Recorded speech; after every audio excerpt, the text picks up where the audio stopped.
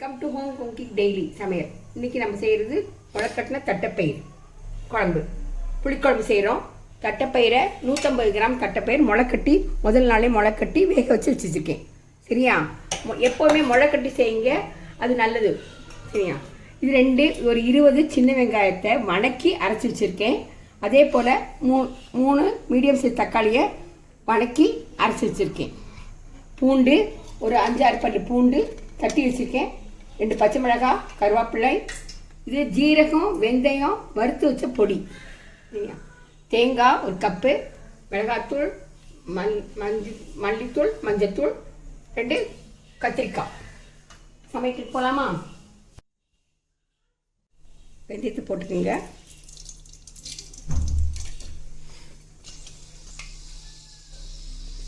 எண்ணெய் கொதிச்சதும், எண்ணெய் நல்லெண்ணெய் தான் இதில் சமைக்கணும். நல்லெண்ணெய் சமைச்சா ருசி நல்லாயிருக்கும். நல்லெண்ணெய் 2 ஸ்பூன், பெரிய ஸ்பூனில் 2 ஸ்பூன், டேபிள் ஸ்பூனில்.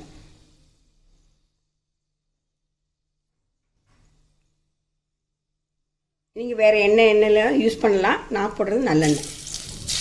வெந்தயம், பூண்டு, நெச்சிட்ட பூண்டு 2, கீரின பச்சை மிளகாய், கருவேப்பிலை.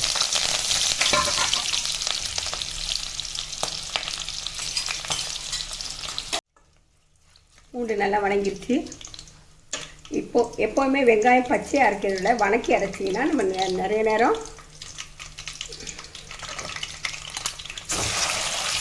ஒரு 20 சின்ன வெங்காயம் வணக்கி அரைச்சிருக்கேன். நிறைய நேரம் நம்ம வணக்க வேண்டிய தேவையில்லை. இது அரைச்சி செய்கிறதுனால, வெங்காயம் அரைச்சதுனால குழம்பு நல்லா திக்னஸ் கிடைக்கும்.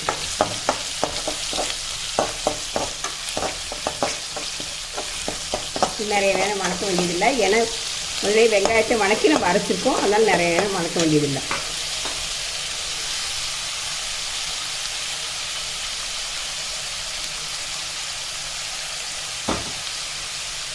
இது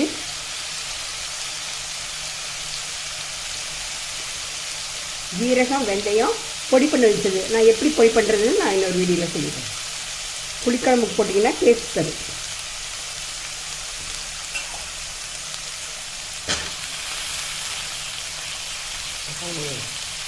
ரெண்டு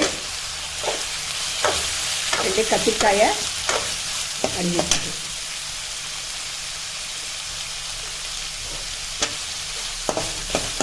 கத்திரிக்காய் போட்டால் டேஸ்ட்டு. ஏற்கனவே இந்த முளைக்கட்டில் தட்டைப்பயிரை வேக வச்சு வச்சுருக்கேன்.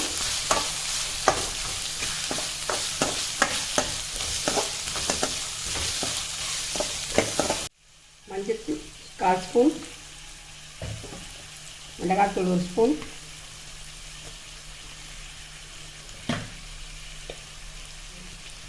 தனியாத்தூள் 3 ஸ்பூன்,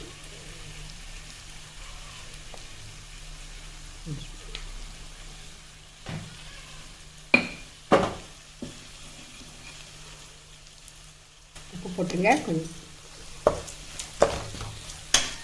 தக்காளி வணக்கலைன்னா நம்ம திரும்பவும் வணக்கி நல்லா அரைக்கணும். இது வணக்கின தக்காளி, அதனால ஒன்றும் இல்லை. வணக்கி அரைச்சிருக்கோம். தக்காளி இப்படி வணக்கி அரைச்சி போடுறதுனால நம்ம தக்காளி நம்ம வேஸ்ட்டும் பண்ண மாட்டோம்.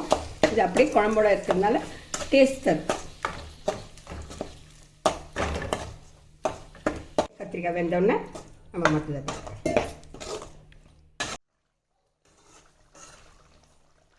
இப்போ கத்திரிக்காய் வெந்துருச்சு. இப்போ நம்ம வேக வச்ச முளைக்கட்டின தட்டைப்பயிரை போடலாம்.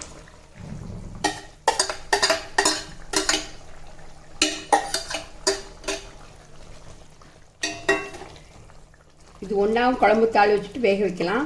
ஆனால் இப்படி போடும்போது நம்மளுக்கு ஈஸியாக முடியும்.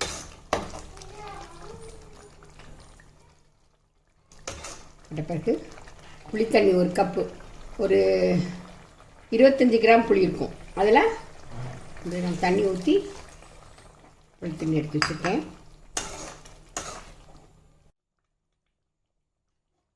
தக்காளி கம்மியாக போட்டால் புளியை சேர்த்துக்கணும். கப்பில் சின்ன அரைமுடி தேங்காய், தேங்காய் போட்டிருக்கோம். குழம்பு கொதிக்கட்டும்.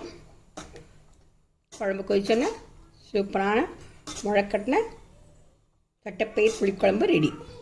ஒரு 5 நிமிஷம் போகட்டும். ஹலோ, தட்டைப்பயிரும் கத்திரிக்காய் போட்ட முளைக்கட்டின தட்டைப்பயிரும் கத்திரிக்காய் போட்ட புளிக்குழம்பு ரெடி ஆயிடுச்சு. அது மேலே கொத்தமல்லி தூவி நம்ம இறக்கிடலாம். Jolly super. லைக் பண்ணுங்க, ஷேர் பண்ணுங்க, சப்ஸ்கிரைப் பண்ணுங்க, டேஸ்ட் பண்ணுங்க. மறக்காம டேஸ்ட் பண்ணிட்டு கமெண்ட் பண்ணுங்க. Done done done done.